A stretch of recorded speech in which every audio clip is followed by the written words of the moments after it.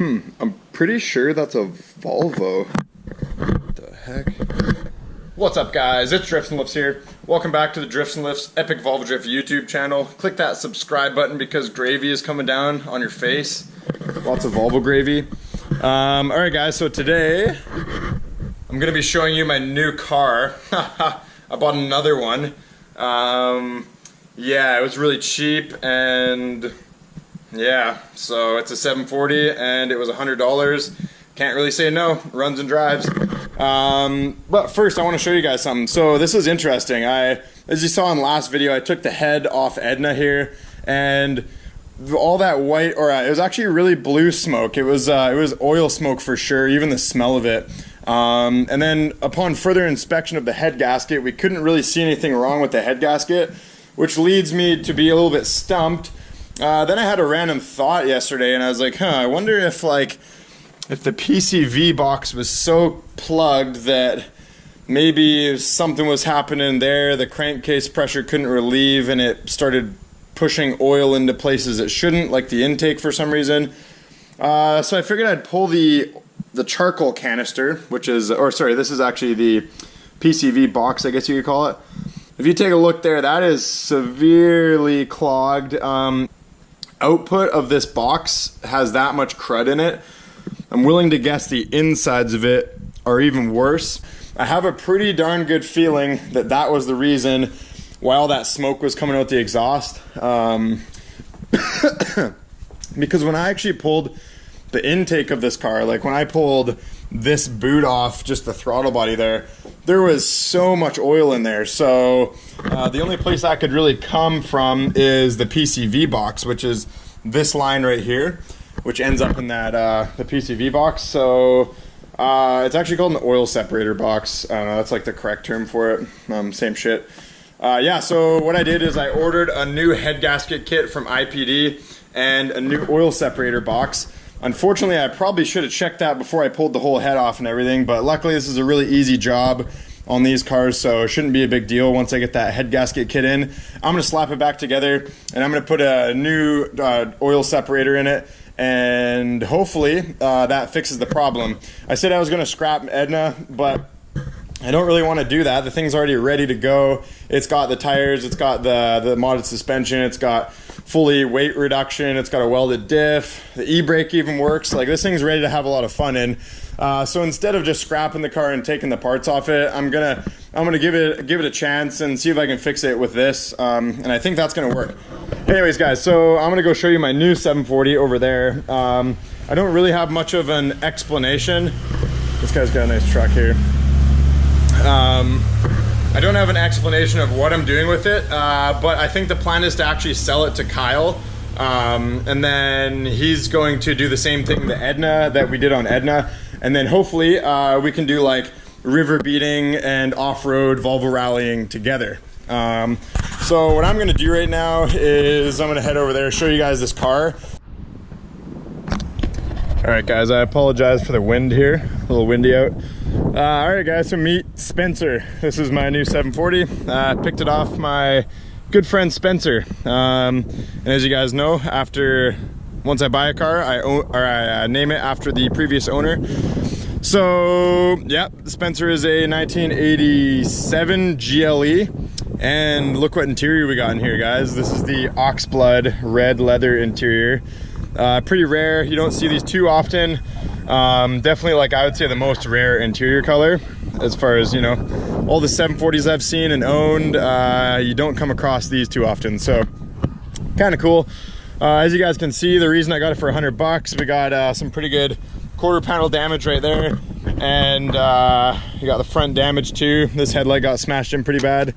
I know, USA front all destroyed. Oh no.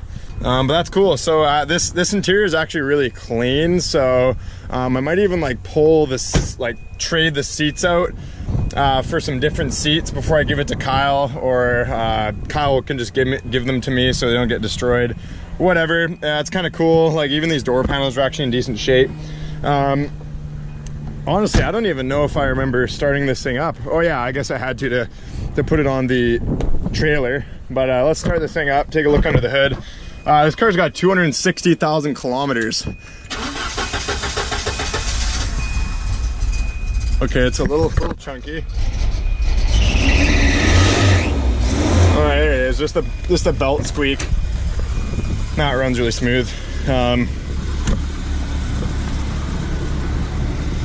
Even under the hood of this thing's actually really clean. It's not a whole lot to it. No ABS, which is cool. This is an LH 2.2 car. So, but it does run really smooth, so that's pretty cool. Yeah, so I know, not super exciting. It's just another stock 740. There's nothing really to it. Oh, it's got a welded diff, which is cool. Spencer already had the diff welded, and luckily it was done by my good friend Aaron, who's actually the same guy who welds most of my diffs. So I know it's good quality. It's done with a proper welder, a 220 volt, not a 110 or 120. So yeah, kind of cool. Oh yeah, I should show you this, guys. This is the tire on my trailer, and during the California trip I noticed it getting pretty bald, and then finally I was going to pick up Spencer a couple nights ago and it started to wear through, and I was like, okay, that's really sketchy. But yeah, for some reason only this tire is getting roasted. All the other ones are completely fine. I'm pretty sure it's because this brake works a lot better than the other brakes. This brake is taking all the force of it, so therefore the tire's wearing out. Yeah, so this thing should be a good candidate for some river beating activities. Alrighty guys, so thanks to IPD's very quick delivery and shipment. I got the head gasket kit today, just picked it up this morning. So it had the full head gasket kit, intake gasket, exhaust gaskets, all that stuff. So I just tinkered for about an hour, got this head back on. Everything's all good to go. We're about to start it up. So this is the moment of truth. It's filled with water, not coolant. So I put the new PCV box in it as well. I ordered a brand new one of those from IPD. Siliconed it in there just so it doesn't leak. Everything should be good to go. MAF's hooked up, blah, blah, blah. All right, guys, so we're going to see if Miss Huff, we're going to pull it out here, or sorry, Edna, and see if it smokes really bad and bogs out still. I did reuse the head bolts. I know that's kind of a no-no, but they seem to torque down okay still, so I don't know. We'll send it. Worst case, I have to do the head gasket again. I wouldn't be too scared of it. It's honestly a pretty easy job. So, all right, guys, moment of truth here. Oh, come on, Edna, do me well. Oh, runs nice so far. Guess I should probably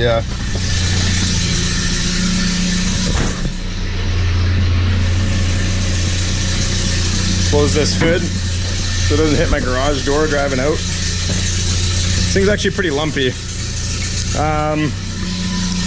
The gold valve cover I think really helped the performance. We probably gained 15 to 20 horse from the gold valve cover, so it should be a nice little increase in power. All right, so let's pop this hood and take a look while it runs. This car is pretty loud. I don't think my neighbors are gonna love this, but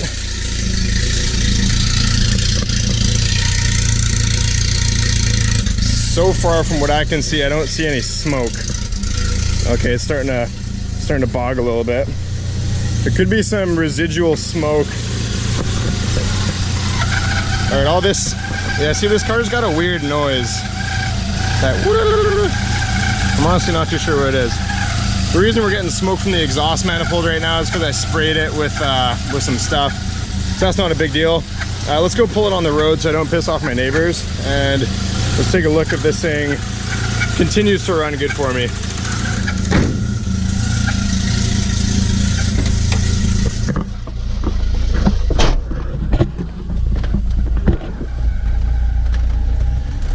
Okay, so it's still smoking out the exhaust.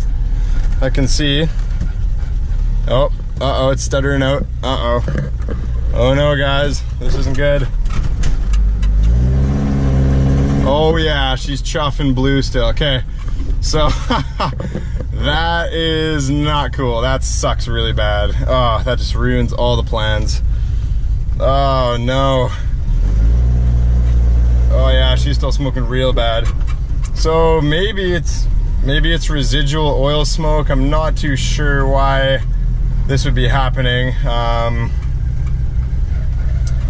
What we could try is just disconnecting the PCV system altogether and plugging it perhaps. Yeah, so this thing's chuffing out oil, man. Oh yeah, that's definitely not got any better. Oh yeah, oh look at that, guys. She's dumping smoke. Oh, fuck me. Oh, brutal. Like, I don't know why this is happening, to be honest. I thought that PCV was totally gonna fix it.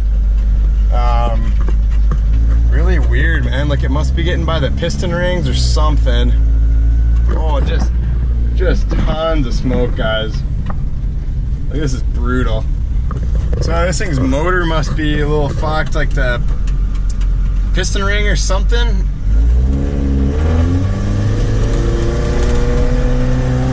Oh, just smoke. Oh, all the kids at the skate park are like, look at this fucking guy. Oh man, brutal. Okay, well, all right, I'm kind of stumped at this point, to be honest. This thing's just fucking chuffing, man. Oh my. Oh, check engine. We got a check engine light.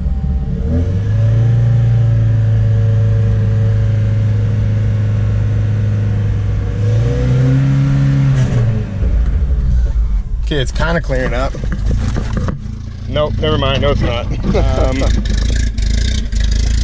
I don't really know what to say, guys, to be honest. That's really shitty because I wasted about $100 on the head gasket kit, the new PCV. Oh, my bad. Forgot to tighten some bolts here. Those are 10 mils.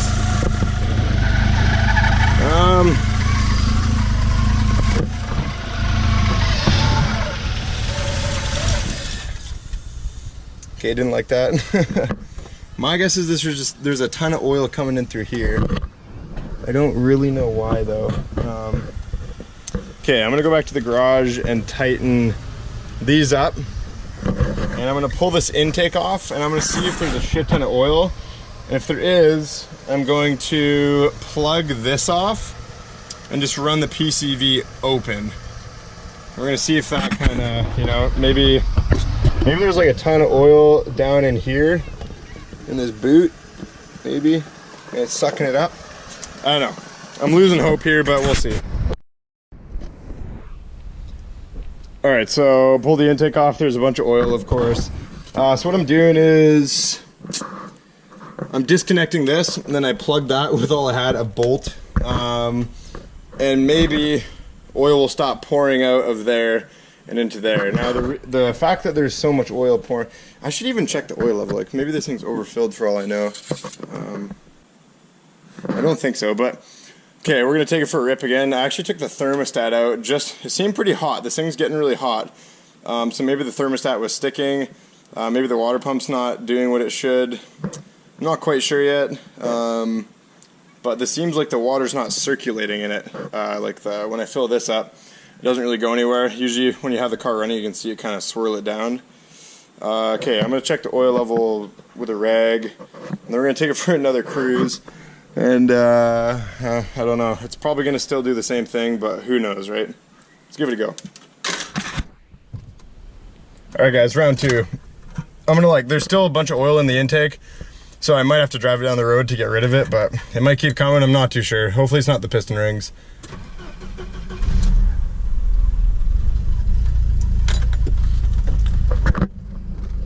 Just so much oil, I bet you, in the intake. Just doesn't know what the fuck to do with it.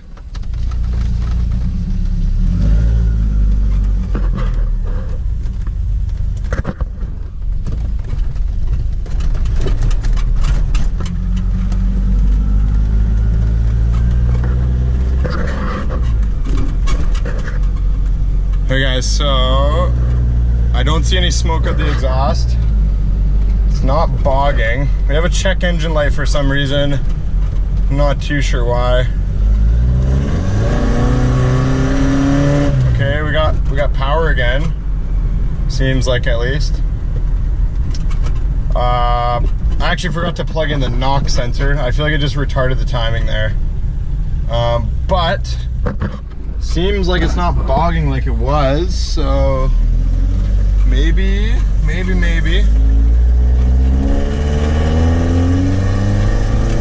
Okay, I need to plug in that knock sensor. I think that's messing with the ECU a bit. It seems like it's not very powerful, but it's not smoking out the exhaust anymore. So I think all that oil is just coming in through that PCV for some reason, guys. You know, that does indicate the motor has a shit ton of blow-by, which is really weird, but let's take a look.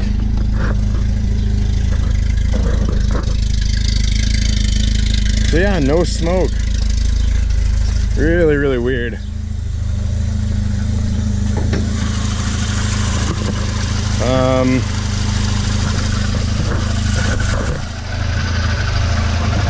So that is a lot of blow-by, guys. Like, that's a ton of blow-by. Oh yeah. So this motor just like, see that? That's not supposed to happen. Tons of blow-by.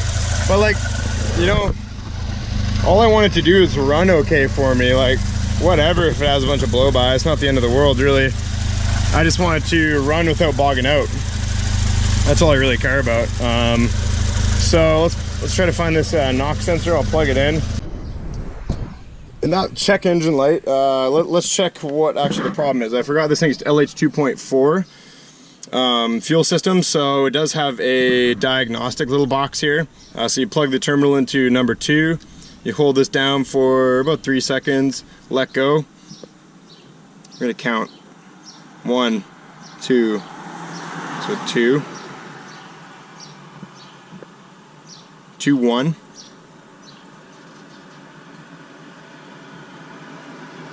213.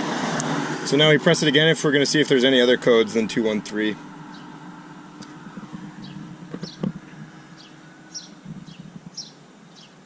So we got 1, 1, 2. So 1, 2, 1 and 2, 1, 3. Let's check our phone. Oh crap, I don't think I have any data out here. Alright guys, so I plugged the knock sensor back in. It might still have a code. Pretty sure that code was the knock sensor, but I'll make sure and check them when I get home.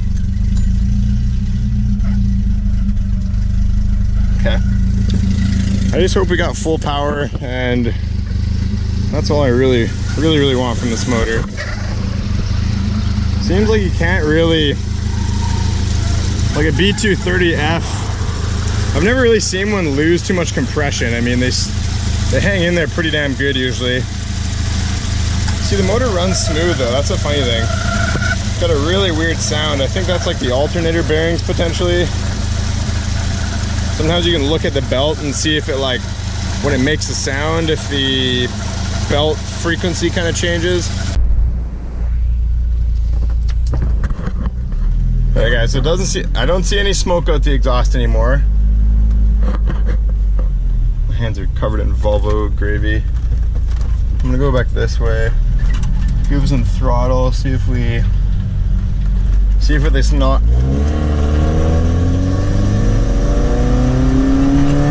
Okay, that's ripping good now. Guys, we might be okay. Not too sure yet. Just might be. Alright guys, so because I got Edna running good as far as I can see, so that means I don't need Spencer, so I'm going to sell it to Kyle in the Cummins right now. Got the trailer hooked up, gonna put it on the trailer, go deliver it to Kyle. We're gonna cut the catalytic converter out. I get a little bit of money for those. So he's gonna be straight piping. Well, I gave him this. He can put him in between it. It's like a resonator. So yeah, Kyle's buying it off me for $200, and we're gonna have another river beater and another friend to do river beating with. It's gonna be awesome.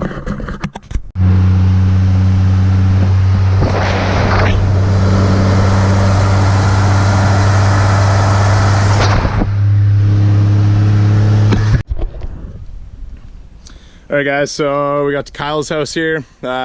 Just gonna unload it. We just cut the cat out, so this shit's gonna be really loud. Gaber.